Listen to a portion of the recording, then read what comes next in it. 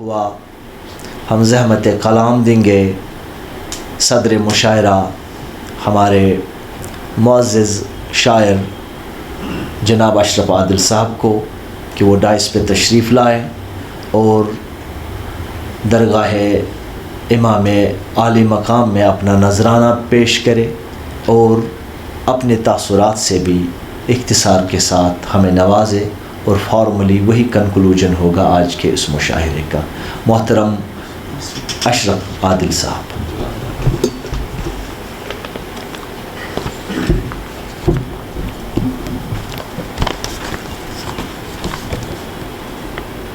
بسم اللہ الرحمن الرحیم۔ السلام علیکم۔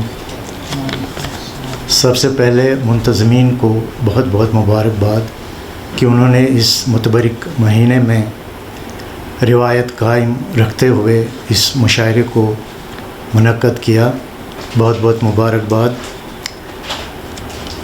جب محرم آتا تھا تو ہم بہت سارے مشاعروں میں شرکت کرتے تھے، حسینی مشاعروں میں، لیکن مجھے لگتا ہے کہ اب یہ رجحان بہت کم ہو چکا ہے، اور اس حوالے سے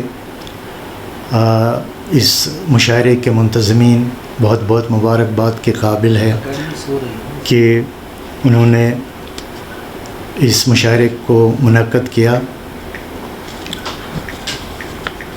تو میں نے اپنے بزرگوں سے سنا ہے کہ اس مجلس میں، اس حسینی مشاعرے میں حضرت امام حسین علیہ السلام خود تشریف فرما ہوتے ہیں، صدارت وہی فرماتے ہیں۔ تو اس حوالے سے میرا کوئی رول نہیں بنتا ہے، اور یہ اسی کا کرم ہے کہ مجھے یہاں پر دعوت دی گئی کہ میں صدارت کی کرسی پر مجھے بٹھایا گیا، ورنہ میں اس قابل نہیں ہوں۔ باقی جو یہاں پر کلام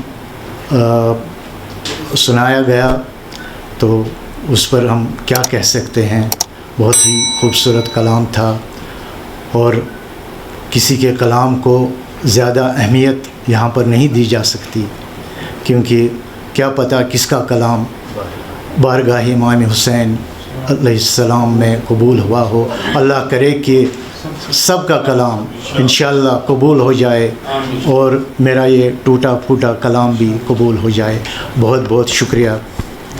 اب میں اپنا ہدیہ عقیدت پیش کرتا ہوں۔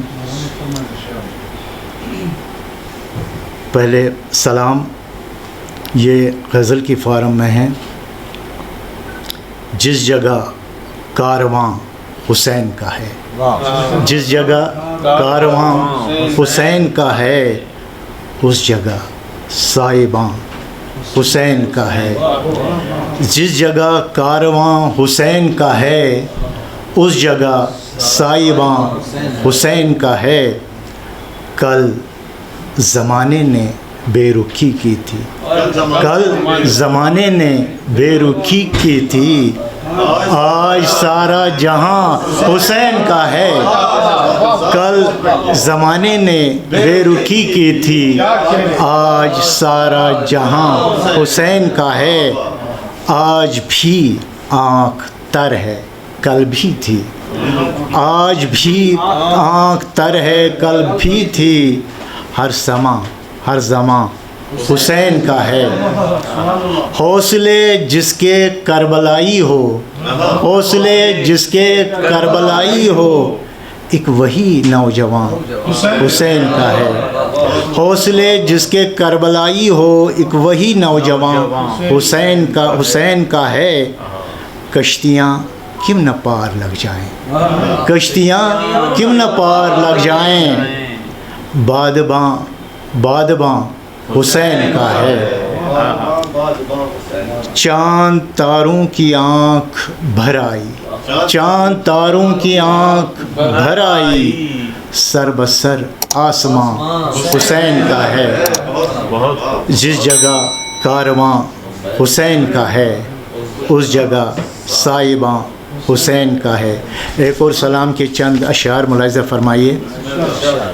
سورج کو تیرگی سے نکالا حسین نے، سورج کو تیرگی سے نکالا حسین نے، دنیا میں روشنی کو بسایا حسین نے، بجھتے ہوئے دیوں کو جلایا حسین نے، بجھتے ہوئے دیوں کو جلایا حسین نے، جھکتے ہوئے سروں کو اٹھایا حسین نے، جھکتے ہوئے دیوں کو جلایا، بجھتے ہوئے دیوں کو جلایا حسین نے، جھکتے ہوئے سروں کو اٹھایا حسین نے، خاموش کفر و جہل کی آواز ہو گئی، خاموش کفر و جہل کی آواز ہو گئی، توحید کا وہ نغمہ سنایا حسین نے،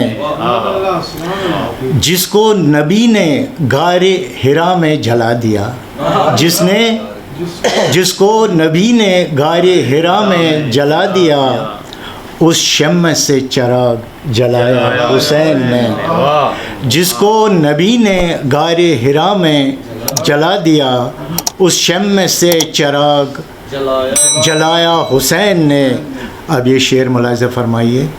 اصغر کی پیاس اون و محمد کی تشنگی، اصغر کی پیاس اون و محمد کی تشنگی، وہ کون سا تھا غم نہ اٹھایا حسین نے، اصغر کی پیاس اون و محمد کی تشنگی، وہ کون سا تھا غم نہ اٹھایا حسین نے، دشمن نے بات بات پہ خنجر سے بات کی، دشمن نے بات بات پہ خنجر سے بات کی، قرآن لمحہ لمحہ سنایا حسین نے، دشمن نے بات بات پہ خنجر سے بات کی، قرآن لمحہ لمحہ سنایا حسین نے،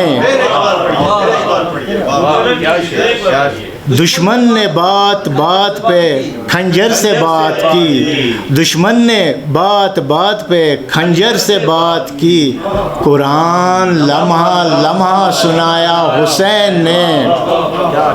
اب آخری شعر ملاحظہ فرمائیے۔ جب روشنی کو قید کیا تھا یزید نے، جب روشنی کو قید کیا تھا یزید نے، دھرتی سے آفتاب اگایا حسین نے، جب روشنی کو قید کیا تھا یزید نے، دھرتی سے آفتاب اگایا حسین نے، سورج کو تیرگی سے نکالا حسین نے، دنیا میں روشنی کو بسایا حسین نے۔ شکریہ، بہت شکریہ۔ نوازش بہت اچھا، بہت خوب۔